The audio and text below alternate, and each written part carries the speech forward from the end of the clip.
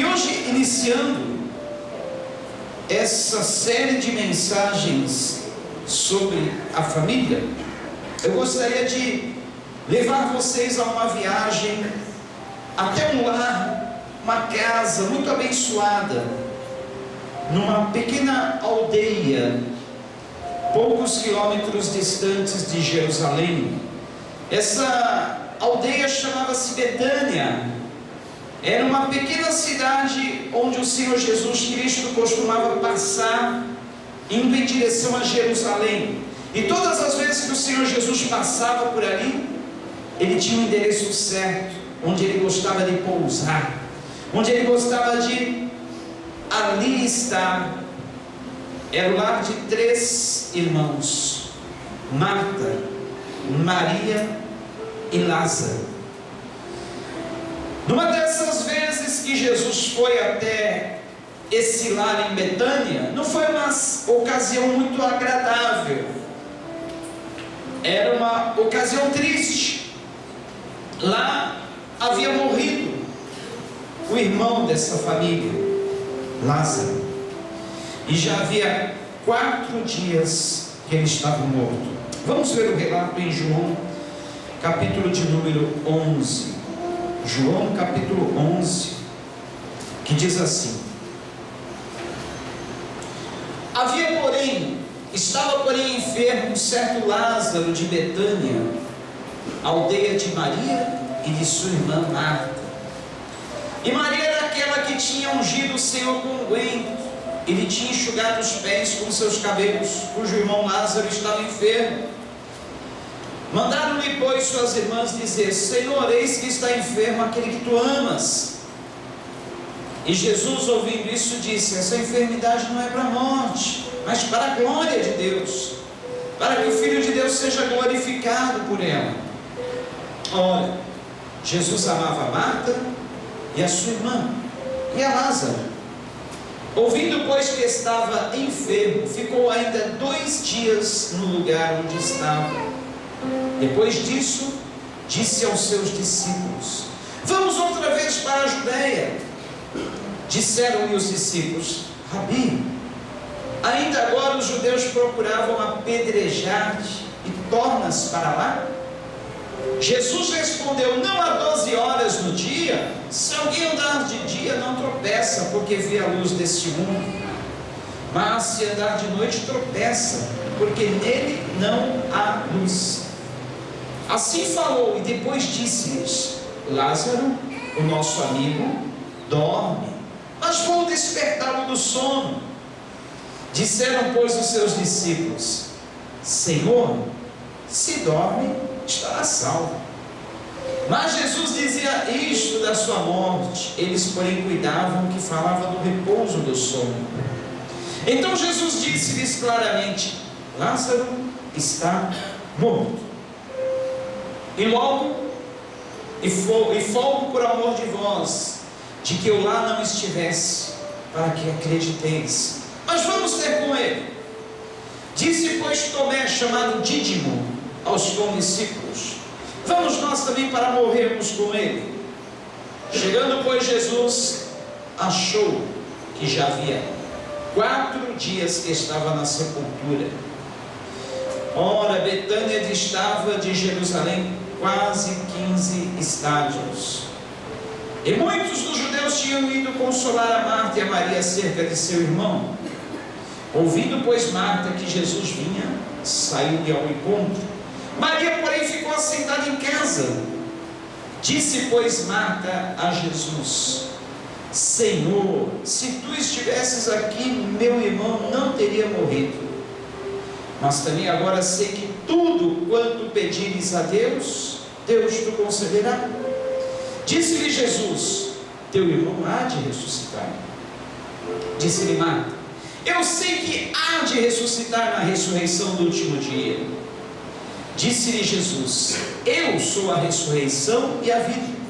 Quem crê em mim, ainda que esteja morto, viverá. E todo aquele que vive e crê em mim, nunca morrerá. Crês tu isto? Disse-lhe ela: sim, Senhor, creio que tu és o Cristo, o Filho de Deus, que havia de vir ao mundo. E dito isso, partiu e chamou em segredo a Maria, sua irmã, dizendo: o mestre está cá e chama-te. E ouvindo ela isto, levantou-se logo e foi ter com ele. Ainda Jesus não tinha chegado à aldeia, mas estava no lugar onde Marta o encontrara. Vendo, pois, os judeus que estavam com ela em casa e a consolavam, que Maria apressadamente se levantara e saíra, seguiram-na dizendo: vai ao sepulcro para chorar ali. Tendo, pois, Maria chegado aonde Jesus estava e vendo, lançou-se aos seus pés, dizendo: Senhor, se tu estivesses aqui, meu irmão não teria morrido. Jesus, pois, ouviu-a chorar, e também chorando os judeus que com ela vinham, moveu-se muito em espírito e perturbou-se. E disse: onde o pusestes? Disseram: Senhor, vem ver. Jesus chorou. Disseram, pois, os judeus: vede como o amava. E alguns deles disseram: não podia ele, que abriu os olhos ao cego, fazer também com que este não morresse? Jesus, pois, movendo-se outra vez muito em si mesmo, veio ao sepulcro, e era uma caverna, e tinha uma pedra posta sobre ela. Disse Jesus: tirai a pedra. Marta, irmã do defunto, disse: Senhor, já cheira mal, porque é já de 4 dias. Disse-lhe Jesus: não te he dito que se creres verás a glória de Deus? Tiraram, pois, a pedra de onde o defunto jazia, e Jesus, levantando os olhos para cima, disse: Pai, graças te dou por me haveres ouvido. Eu bem sei que sempre me ouves, mas eu disse isso por causa da multidão que está em redor, para que creiam que tu me enviaste. E tendo dito isto, clamou com grande voz: Lázaro, sai para fora. E o defunto saiu, tendo as mãos e os pés ligados com faixas, e o seu rosto envolto no lençol. Disse-lhes Jesus: desligai e deixai-o ir. Muitos, pois, dentre os judeus que tinham ido a Maria e que tinham visto o que Jesus fizera, creram nele. Mas alguns deles foram ter com os fariseus e disseram-lhes o que Jesus tinha feito. Até aqui. Senhor, nós queremos orar a Ti nesta noite, nós queremos interceder pelas famílias, nós queremos, ó Pai, pedir pela vida dos esposos, pela vida das esposas, pelos pais, pelos filhos. Queremos pedir a Ti, Senhor, que a Tua unção, a Tua bênção esteja sobre os lares, que Tu sintas prazer em estar pousando, visitando a cada lar aqui, que ao chegar em cada lar, Senhor, Tu possa encontrar um ambiente de paz, Tu possa encontrar um ambiente de comunhão, um ambiente, ó Senhor, que Teu Espírito Santo sinta prazer em habitar. Senhor, nós queremos ser transformados, queremos ser os melhores esposos. As esposas, tenho certeza que também desejam ser as melhores esposas, os pais, os melhores pais, os filhos, os melhores filhos. Senhor, antes de Te pedir que Tu promovas mudanças na vida das nossas esposas, ou as esposas pedirem mudanças na vida dos esposos, nós queremos pedir que haja uma mudança em nós, uma mudança no nosso caráter, uma mudança nas nossas atitudes, uma mudança no nosso comportamento. E nós sabemos que isso só é possível estando cheios do Teu Espírito Santo.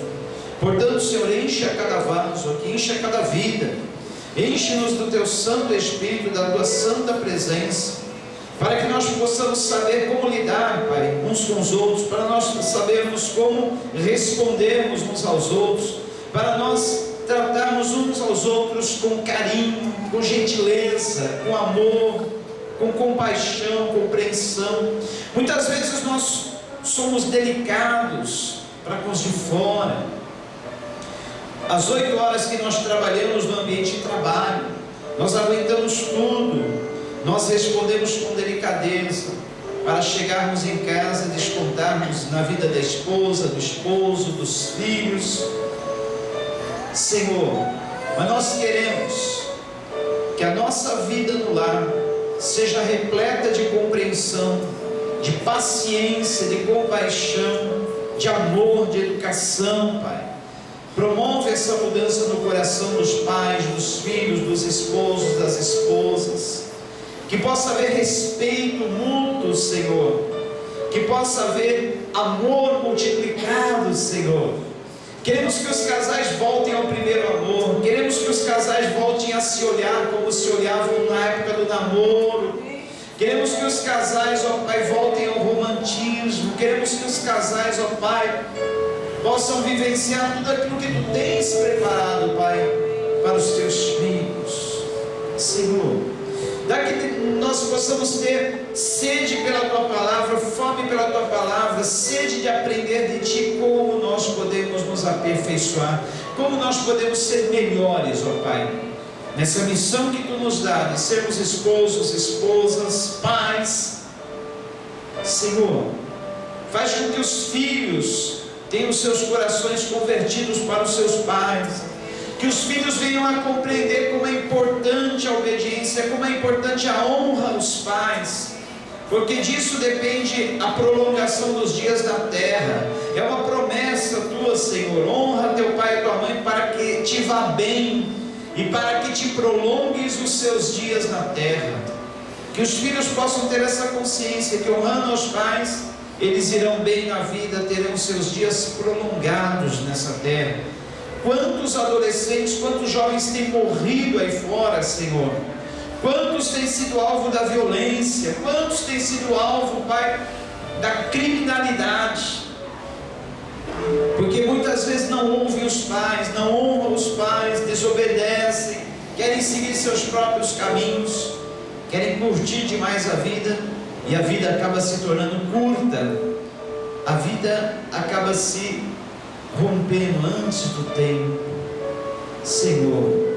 Mas eu peço nessa noite que Teu Santo Espírito venha ser derramado na vida dos filhos nessa noite, venha ser derramado sobre eles para que se tornem os melhores filhos, para que, Senhor, os Teus servos não venham ter dor de cabeça com seus filhos, não venham ter preocupação demasiada, não venham ter desgosto, Pai, na criação dos seus filhos, mas que todos os filhos, ó Pai, dos Teus servos venham dar alegrias para eles, venham dar prazer, Pai, venham dar satisfação. Senhor, livra-nos desse mundo mal, livra as famílias, ó Pai, cerca-as com a proteção do Teu muro de fogo, Pai, porque os dias são difíceis, os dias são maus, e nós precisamos estar cobertos pelo Teu sangue, cercados pelo Teu muro de fogo, Senhor. Só assim nós podemos estar protegidos. Nos ajude nesta noite a meditarmos e aprendermos mais de Ti. Amém. Queridos, nesta manhã e na manhã de domingo passado, a pastora Sandra trouxe o tema na escola bíblica, que aliás tem sido uma bênção. Se você não tem vindo, venha, aproveite. Depois daquele café completo, sortido, cheio de bênçãos, coisas gostosas, nós nos alimentamos da palavra, e a palavra tem sido maravilhosa. Esse mês, não esqueça, nós vamos falar sobre a família aos domingos de manhã, como aos domingos à noite e na quinta-feira. E a pastora Sandra falava nessa manhã sobre ansiedade, concluindo o tema que ela iniciou no domingo passado. A ansiedade, para quem não sabe, é um dos grandes males desse século. A ansiedade tem preocupado a Organização Mundial de Saúde, porque ansiedade e depressão andam juntas. A ansiedade desencadeia a depressão, e a depressão tem levado muitas pessoas à morte. A depressão mata, para quem não sabe. Algumas pessoas se suicidam pela depressão, outras acabam morrendo, porque a pessoa perde a vontade de se alimentar, a pessoa não dorme mais, a pessoa não vive e acaba entrando num colapso. Mas o que causa a depressão? O que causa a ansiedade? Existem dois tipos. de ansiedade. A ansiedade ligada à culpa e a ansiedade ligada à preocupação. A ansiedade ligada à culpa, ela se volta para o passado. Já a ansiedade que é ligada à preocupação se volta para o futuro. E a pessoa nunca vive o presente, que é o presente de Deus para ela. Sabe, essa palavra presente, o nome já diz, é um presente de Deus. O presente que nós vivemos hoje é um presente de Deus. Só que muitas vezes nós pegamos esse presente e não vivemos ele, nós dispensamos ele, nós jogamos o presente fora. Nós estamos sempre esperando um futuro, ou nós estamos sempre vivendo no passado. E quem vive do passado, ou é museu, ou é professor de história. Mas a pessoa que realmente quer viver uma vida com qualidade, com abundância, ela tem que viver o presente, porque o presente é o presente de Deus. E para as pessoas que vivem na ansiedade ligada à culpa, que é voltada para o passado, para coisas que nós fizemos ou até deixamos de fazer, sabe qual é o remédio para essa ansiedade ligada à culpa? É o perdão de Deus, é saber que Deus tem perdão para você, é saber que Deus tem perdão para nós. A palavra de Deus diz que o Senhor, Ele lançou os nossos pecados no mais profundo mar, no mais profundo abismo, que Ele não se lembra das nossas transgressões. Tem gente que vive martirizada, vive flagelada pela culpa, até mesmo no tempo da ignorância. Os seus pecados cometidos no tempo da ignorância, que você não conhecia Jesus, não conhecia a verdade, eles não são levados em conta. E aqueles que você cometeu depois de conhecer a verdade, o Senhor Jesus disse que encravou eles na cruz e escreveu com letras de sangue, tetelestai, ou quer dizer, está pago, está consumado, nada mais deve, essa fatura está liquidada, você não deve mais nada no cartório. É isso que o Senhor Jesus fez conosco. E agora, com relação à nossa ansiedade voltada para o futuro, ou seja, a ansiedade que é ligada à preocupação, o nome já diz, preocupar-se, ocupar-se antecipadamente. Nós temos medo das coisas do futuro, medo do que vai acontecer, medo do que vai deixar de acontecer, medo do que possa vir, medo do que não possa vir.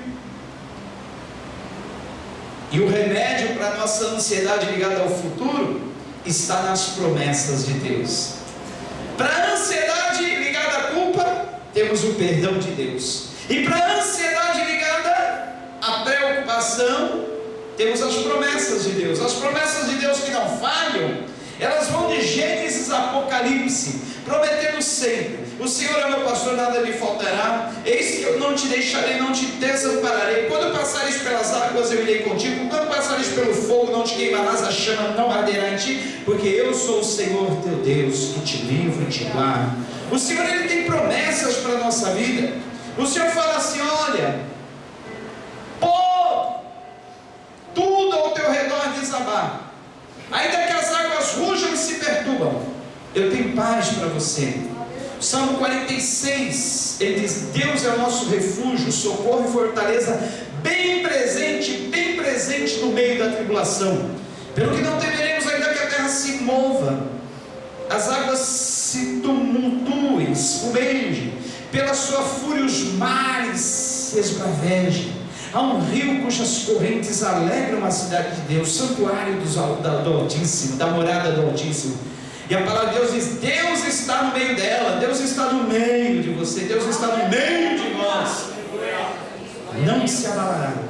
Ele ajudará ela desde o romper da manhã. Pode bramar as nações, moverem as nações. Ele quebra o arco, corta a lança, queima os carros do fogo e diz: aquietai-vos, porque eu sou Deus, sou exaltado no meio das nações. Aquietai-vos. O remédio para a ansiedade está nas promessas do Senhor, e o Senhor diz para nós: aquietai-vos, aquiete o seu coração, fique calmo, calma, não se perturbe. O remédio para a preocupação, o remédio para a ansiedade ligada ao futuro, está nas promessas de Deus. Comece, olha, a meditar nas promessas de Deus. Comece a ver o que Deus tem para nós. O que Deus nos promete na sua palavra é um remédio. Eu tenho uma boa notícia para você. O Evangelho quer dizer boas novas, boas notícias. Que notícia ruim a gente tem aí pelos jornais, noticiários, revistas no mundo todo. Mas o único jornal do dia atualizado que traz boas notícias é o Evangelho. O Senhor Jesus, em Mateus capítulo 6, Ele manda que nós olhemos os passarinhos, Ele manda que nós olhemos os lírios do campo. Tem gente que ainda está preocupado com a vida, futuro, passado, não olha para o presente, não olha para o que está ao seu redor, caminha e nem nota os passarinhos, como eles voam tranquilos, como eles amanhecem cantando, porque não lhes falta o alimento do céu, o Senhor sempre provê para eles. Tem pessoas que não olham as flores, não olham os lírios, e não percebem como eles se vestem limpo, como as flores, elas estão sempre bem vestidas, porque é o Pai do céu que lhes dá a vestimenta, é o Pai do céu que as veste. E o Senhor Jesus, Ele nos lembra que nós temos muito mais valor do que os passarinhos, muito mais valor do que os lírios, que nascem hoje, florescem e amanhã já murcham. A nossa vida tem muito mais valor. E se Ele assim cuida das aves do campo, das flores, Ele também cuida muito melhor de nós. E além das promessas de Deus, pesquisas já confirmaram que 90% dos nossos temores, dos nossos medos, das nossas preocupações nunca acontecem.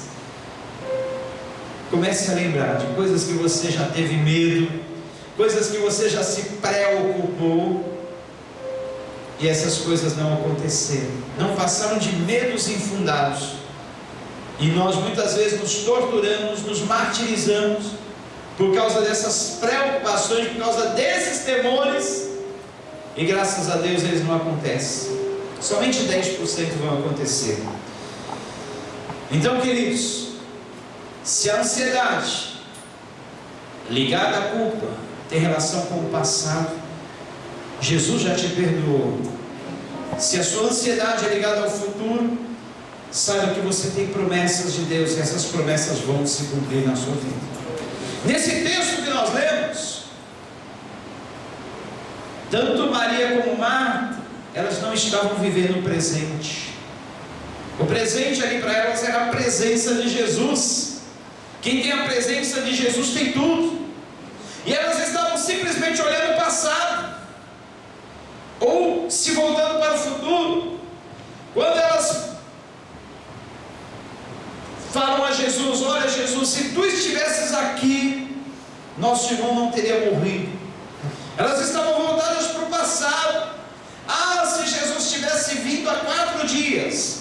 Ah, se Jesus tivesse vindo logo que ele soube que Lázaro estava enfermo, talvez ele não teria morrido. As pessoas que se voltam para o passado, ou elas têm culpa, ou elas acabam culpando outras pessoas. Por que você não fez isso? Por que você não fez aquilo? Por que você deixou de fazer isso? Por que você deixou de fazer aquilo?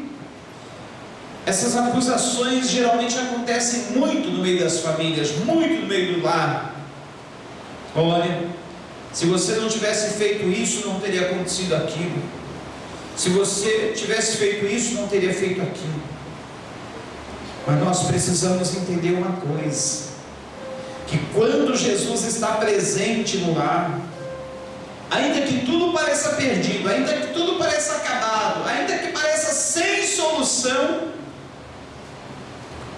com a presença do Senhor nós temos tudo. Com a presença do Senhor nós temos solução. Com a presença do Senhor nós temos a bênção. Com a presença do Senhor nós temos a vitória. E qual o segredo para nós termos a presença Senhor quer simplesmente encontrar um ambiente onde Ele possa pousar, onde Ele possa repousar, onde Ele encontre a paz, onde Ele possa estar. Certamente havia muitos lares, muitas casas, muitas famílias que Jesus conhecia, ali na aldeia de Betânia, ali no caminho para Jerusalém, mas Ele escolheu o lar de Lázaro, Maria e Marta. Qual o segredo disso? Com certeza eles viviam em comunhão, com certeza eles viviam em paz, com certeza era um lar onde não havia gritaria, xingamentos, mágoas, ressentimento, ódio, mas havia amor, compaixão. Começo do casamento é tudo maravilha, né? Namoro, então, dizem que no começo do namoro, na fase do namoro, começo do casamento, geralmente é assim, tudo bonito. Um fala e o outro escuta, né? Aquela voz suave, macia, branda, fala quase com sussurro. Um fala e outro escuta, mas passado algum tempo, os dois falam e os vizinhos escutam. Não é assim? Mas eu espero que o seu lar, a sua família, a sua casa não seja assim, mas seja uma casa onde reine paz, amor, harmonia, união, para que o Senhor Jesus possa gostar de pousar ali, porque se Ele estiver ali, olha, você não tem falta de nada, os milagres acontecem, existe solução, ainda que tudo pareça perdido. Para Maria, Lázaro e Marta, aliás, para Maria e Marta, parecia que tudo estava perdido, mas Jesus estava ali. Não importava o passado, não importava o futuro, Jesus estava ali. Se Jesus estava ali no presente, o passado não era problema, o futuro também já estava garantido. Jesus estava presente. Onde Jesus está, olha, tem solução, tem saída, tem milagre, milagre, milagre. Seja qual for o problema, seja qual for a situação, seja qual for a dor, Jesus tem solução. E aquelas irmãs tristes voltavam-se para o passado, insistiam no passado. Mas Jesus, se tu estivesse aqui, Jesus, se tu estivesse aqui, não teria acontecido. Quem sabe também elas estavam se remoendo de culpa. Ah, se nós tivéssemos feito isso, ah, se nós não tivéssemos feito aquilo, ah, se nós tivéssemos procurado os melhores médicos, ah, se nós tivéssemos procurado uma solução. E a culpa estava remoendo o coração delas. Mas não adianta. Tem aquele ditado que diz: não adianta chorar o leite derramado, águas passadas não movem moinho. Não adianta. Passado é passado, passou, não tem mais como voltar. Às vezes nós temos crises de saudosismo. Eu não sabia o que era isso até chegar na meia idade. Aí eu descobri que existe a crise de saudosismo. Quando a gente entra na meia idade é interessante, é engraçado. A gente quer voltar a ser adolescente, a gente quer voltar a ser jovem. A gente quer ouvir as músicas do passado, a gente quer usar as roupas do passado. Aí uma hora a gente percebe que não tem mais jeito. O negócio é viver o presente. O negócio é se conformar com a idade, se conformar com a barriga, se conformar com a calvície, se conformar com as deficiências do nosso corpo. Então hoje eu estava falando, pensando, meu Deus, acho que eu estou ficando velho. Eu me levanto, dói o joelho, eu me abaixo, dói o joelho, dói as costas, e faz creque dali, creque daqui. Será que eu estou ficando crocante? É tanto creque, creque, creque, o que é isso, meu Deus? E a gente começa a voltar ao passado. Quando eu era mais jovem, que eu não sentia dor, que eu levantava, baixava, pulava, andava, corria. Mas só que nós não tínhamos a mesma experiência que temos hoje. Cada época tem as suas vantagens. Naquele tempo eu vivia um monte de dramas, dores, grilos que eu não tenho hoje. Aquela época tinha os problemas que não tinha hoje, não tem hoje. Então eu tenho que viver hoje, o passado passou, deixa, já era. Porque se eu não viver o presente hoje, daqui a 10 anos, 20 anos eu vou estar me lamentando porque eu não vivi essa época de hoje como eu deveria ter vivido. Então vamos ficar no presente. O presente é o presente de Deus. Porque quando a gente se volta demasiadamente ou para o passado ou para o futuro, a gente não vive o presente. E Marta Maria estava agora voltando-se para o passado. Por que foi acontecer isso? Por que aconteceu? Por que não foi diferente? E do passado elas pulam para o futuro. Quando Jesus disse: olha, Marta, Maria, eu sou a ressurreição e a vida. Quem crê em mim, ainda que esteja morto, viverá. E aí as irmãs já pensam: ele está falando da ressurreição dos últimos dias. Ele está falando da ressurreição lá do futuro. Mas Jesus está falando: é hoje, é o presente. Eu estou falando de hoje, não estou falando do futuro. Jesus, a pessoa perfeita, vivia no presente. Não tinha nada que levava ele para o passado ou para o futuro. Era o presente. E aí ele faz elas compreenderem que elas têm que entrar em sintonia no tempo. Existe duas palavras no original grego que o Novo Testamento foi escrito para descrever o tempo. Uma é a palavra cronos, que é o nosso tempo, o tempo do relógio, o tempo que nós vivemos, o tempo no qual nós nos movemos, o tempo no qual nós nos organizamos, fazemos as coisas, nos agendamos. Esse é o tempo cronos. Mas existe um outro tempo que é chamado kairos. E esse kairos é o tempo de Deus. É aquele tempo de Eclesiastes 3, que existe um tempo para todas as coisas debaixo do céu. Há tempo de nascer, tempo de morrer, há tempo de chorar, há tempo de rir, há tempo de plantar, há tempo de colher, há tempo de guerra, há tempo de paz, há tempo de abraçar, tempo de afastar-se de abraçar, tempo de coser, tempo de rasgar, enfim, há um tempo que é o tempo determinado por Deus, é o tempo kairos. Só que nós muitas vezes queremos que as coisas aconteçam no nosso cronos, e Deus tem o kairos, que é o melhor tempo, que é o tempo que Ele faz as coisas acontecer com perfeição, na hora certa. E essa luta entre o cronos e o kairos traz para nós ansiedade. Nós nunca estamos satisfeitos. Quando somos crianças, queremos ser adolescentes. Quando somos adolescentes, queremos ser jovens. Quando somos jovens, queremos nos tornar adultos, maduros. Quando nós estamos adultos, maduros, não queremos ir para a terceira idade. Queremos ficar aí. Não tem jeito. É interessante. Até a juventude ainda a gente ainda quer. Se eu fosse adulto, tivesse já amadurecido, tivesse estabilizado na vida. Mas quando a gente chega a essa idade, vamos parar por aqui. Mas o tempo não para. Como diz o antigo poeta cantor: o tempo não para, o tempo não para, o tempo anda, o tempo corre, o tempo voa. E quando nós chegamos numa determinada época da vida, é como se nós colhêssemos um grande cesto de jabuticaba. Quem gosta de jabuticaba? Delícia, né? Eu amo. E nós chupamos as jabuticabas com voracidade, quase não saboreamos, jogamos metade fora, só damos uma saboreadinha e jogamos fora.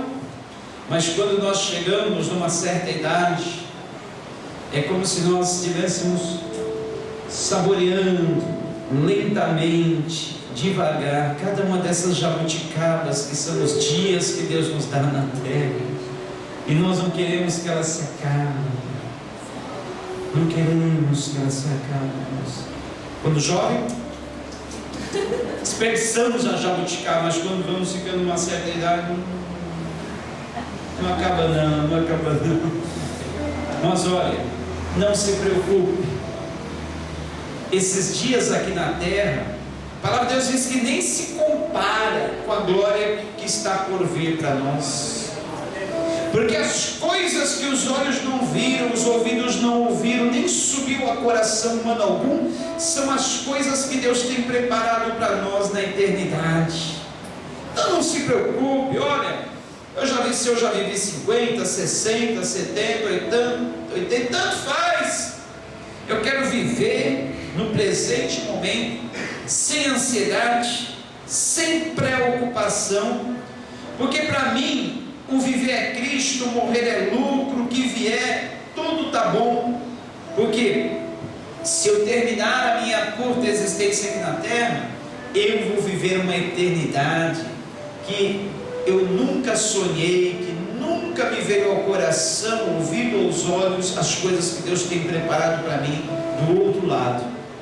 Então, é um motivo para aqueles que já alcançaram uma certa idade, viver bem, tranquilo, sem preocupação, sem medo do futuro. Viva esses dias que Deus te deu aqui na terra, curta a vida, aproveite. Viva com os amigos aqui, os irmãos aqui, porque depois nós vamos viver com os anjos no céu, com Isaac, Abraão, Jacó, com Moisés, com Davi, com Mateus, Marcos, Lucas, João, com toda a turma lá, Paulo, e nós teremos outras amizades. Mas enquanto estamos aqui nesse vagão do trem da vida, vamos aproveitar, vamos olhar para a janelinha, vamos curtir a paisagem, vamos aproveitar essa vida que Deus nos deu, sem ansiedade, sem preocupação, porque a ansiedade, a preocupação, a depressão geram tantas doenças que foram faladas aqui hoje de manhã, as doenças psicossomáticas, as doenças que se originam na alma e refletem no corpo. Às vezes a pessoa faz tudo quanto é exame, não dá nada. Aí se ela é de uma daquelas igrejas pentecostais bem extremadas, ele já fala, obra de macumbaria, não apareceu no exame, não apareceu nos resultados, nos testes, obra de macumbaria, tu está enfeitiçado, meu irmão, está enfeitiçado, fizeram macumba, mandiga, botaram o teu nome na boca do sapo, botaram o teu nome na encruzilhada com 7 velas, frango, farofa. Gente, se essas coisas funcionassem, eu e minha família já estávamos mortos. Porque eu já desfiz de macumba pra gente, olha, até hoje nunca pegou nada disso, nunca vai pegar. Gente, isso aí não. Quem tem a Cristo, a proteção do sangue do Cordeiro, essas coisas aí não faz nada na tua vida. Se você está com Cristo, na presença de Deus, fez exame disso, exame daquilo outro, não deu nada, é porque a sua doença, o seu mal se origina na alma. É a doença chamada psicossomática. São doenças ligadas a estresse, ansiedade, que gera problemas no corpo todo. Se você não sabe, gastrite, úlcera nervosa, artrite.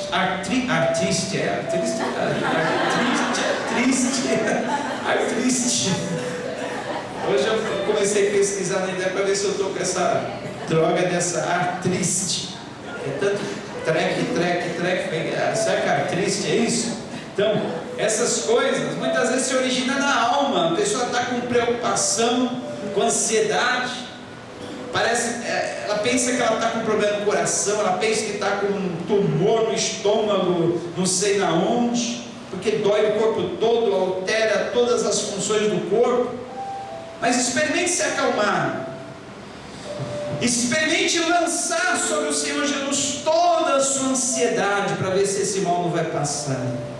Experimente deixar o seu coração bater tranquilo, calmo, sossegado. O corpo todo ele vai se harmonizar, o coração vai funcionar melhor, o pulmão, os rins, intestino, fígado. Você vai ver, tudo isso passa. Mas viva o presente. Viva o presente momento, porque para Deus não é impossível. Não importa há quanto tempo está a situação na tua casa, no teu lar, não importa quanto tempo teu esposo está assim, a tua esposa está assim, teu filho está assim, pode estar morto, há quanto tempo for, mas se a presença do Senhor Jesus estiver na tua casa, existe ressurreição, há esperança. Para Jesus não há impossível, não há o que ele não possa fazer. Os judeus, eles acreditavam que por 3 dias a alma permanecia no corpo. Quando a gente sabe que morreu, a alma já sobe para o seu destino, vai para Deus, que o Deus determina o seu destino. Mas eles achavam que quando a pessoa morre, 3 dias a alma fica no corpo. Aí Jesus, para contrariar toda a lógica humana, fala: não vou no primeiro dia da morte de Lázaro, não vou no segundo, não vou no terceiro. Ele foi no quarto dia, quando não havia nenhuma esperança, nenhuma crença para os judeus, para pessoa alguma. Quarto dia, se fosse 3 dias, a alma ainda estaria ali, mas 4 dias não tinha mais como. Aí Jesus veio e opera o milagre no quarto dia, quando não havia mais esperança alguma. Isso quer dizer que não importa a situação do teu lar, não importa quanto tempo você está brigada com seu esposo, com a sua esposa, não importa quanto tempo ele não te procura mais, não importa quanto tempo as coisas não acontecem, para Deus sempre há um milagre. É só a presença do Senhor Jesus estar na sua casa. Deixa a presença do Senhor Jesus estar ali. E como é que eu posso atrair a presença do Senhor Jesus para minha casa, pastor? Por que Jesus gostava de pousar, entrar no lar de Betânia? Porque eles viviam em paz, viviam em harmonia, não havia ressentimento, não havia mágoa, não havia falta de perdão. Arrume a casa. Quando você vai receber uma visita, você não arruma toda a casa. Às vezes está tudo bagunçado, meio desarmado, mas você faz questão de arrumar bem a casa para receber uma visita, não é?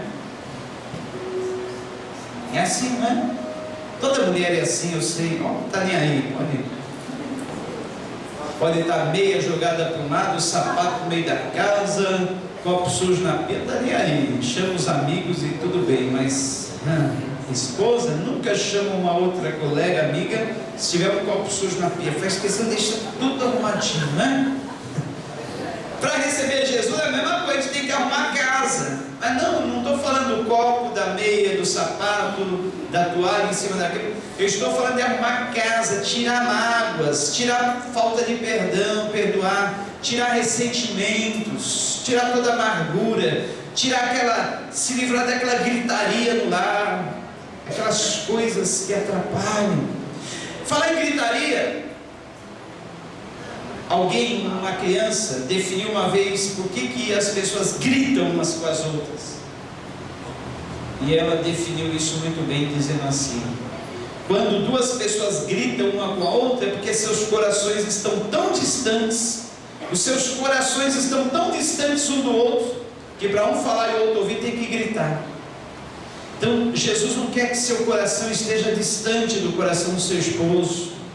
Jesus não quer que seu coração esteja distante do coração dos seus filhos, que seus corações estejam perto, próximos. Porque quando os seus corações estão próximos, basta um sussurro, basta um olhar, o outro já entende. Até o pensamento, aquela comunhão, um entende o pensamento do outro. Tão maravilhoso. Então arrume a casa, para que Jesus possa pousar ali, porque se Jesus estiver ali, os milagres vão acontecer. É tempo de milagre, é tempo de ressurreição, é tempo de nova vida, é tempo de viver o presente que Deus nos dá. Você precisa de um milagre? Clame a Ele, diga: mestre, eu preciso de um milagre. Transforma. Mas eu não estou falando de um milagre na vida da minha esposa, na vida do meu esposo.